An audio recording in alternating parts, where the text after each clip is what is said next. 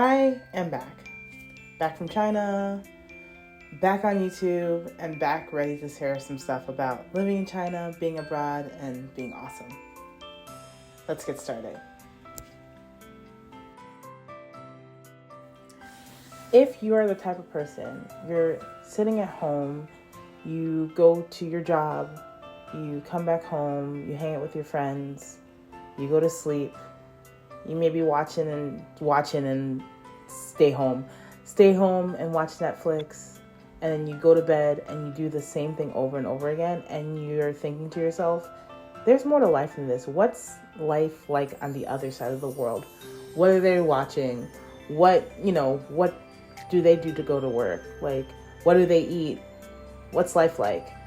Then I'm here to tell you that there is life outside of the stuff that you're doing. There is life outside of that mundane job that is, takes up half your life and half your commute, especially if you're in somewhere where you're far and you have to drive. There's more to life.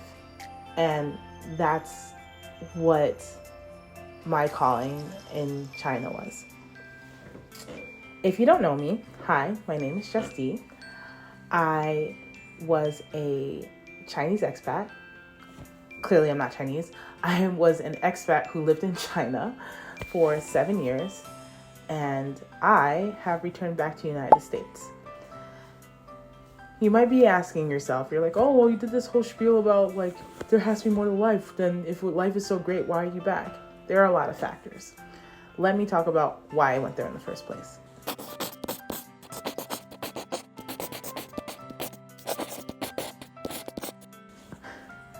I originally went to China to pursue a master's degree in international business at Holt International Business School. Shout out to Holt. Whoop, whoop. And I originally wanted just to go there to learn, pursue a master's degree, to have the opportunity to travel and see somewhere else, and just, to get that master's and then take my butt back home to the United States. And once you're there, you realize, you're like, what if I extend this thing? What if I live my actual life abroad and see what I can do in a different country?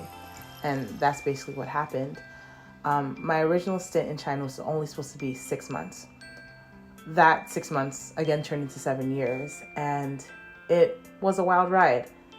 The one thing that I prided myself in when I lived in China was learning something new every single day. So if you're a kind of person that likes to pursue knowledge, and you kind of like to see, you question things to an extent, especially in China, living abroad is for you. I learned something new every single day, be it from Chinese language to other people's cultures, just through Shanghai being so international, and you get to talk to people from all over the world. When's the last time you met someone from Nepal or someone from Indonesia if you didn't have that coworker or they didn't move there? You get to meet people from everywhere. I learned more about myself. I know I don't want to go into a whole eat, pray, love thing, but literally when you are alone in a foreign country and you have to learn how to navigate being in a diverse culture and navigate how you react to things, you get a crash course in that living abroad. And I was lucky enough to be in those situations where I learned about things that I like, how to speak up for myself, how to understand what I want in dating, how to communicate, especially when you are dating someone that's not from your culture, and you have to learn how to understand them and have them understand you. And there's, it was just wonderful. But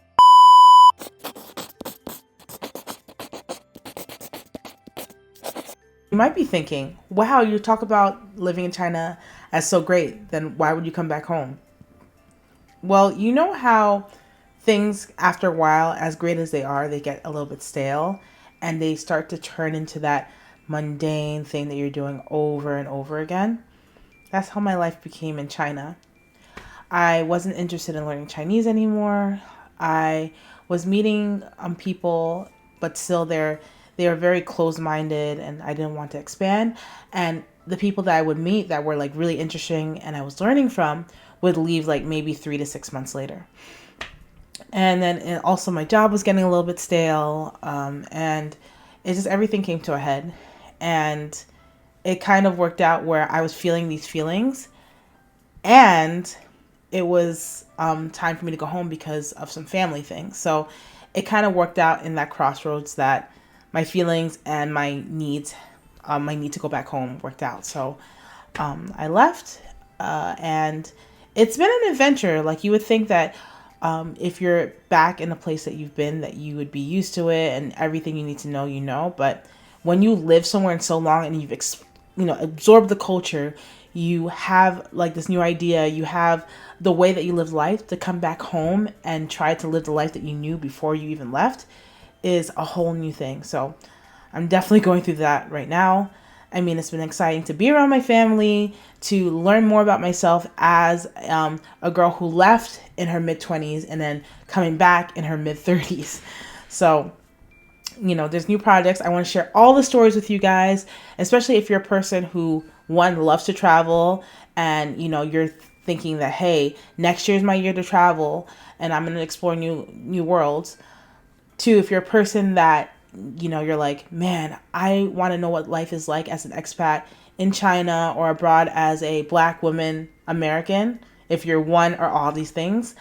Or if you're just a person that is coming back from being an expat and coming back to the United States. I've experienced all these things and I would love to tell you my stories to help you and hopefully share some stuff. All right. If you got this far in the video, please tell me a place you would love to live in the comments.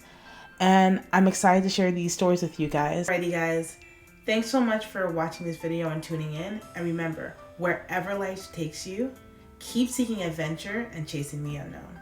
Catch you next time.